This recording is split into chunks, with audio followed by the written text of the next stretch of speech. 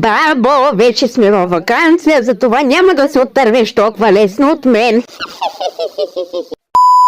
Хора, сега ще стоплим баба Гранушка, сладка бабушка в сауната, понеже вече е много студено, а тя не е чувала за кюнец. Кюнец.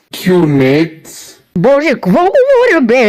A few moments later. Така, най-накрая успяхме да накараме Гранушка да се тури в сауната, също я заключих, за да не избяга, и след 15 минути ще я извадим. 6.5 hours later.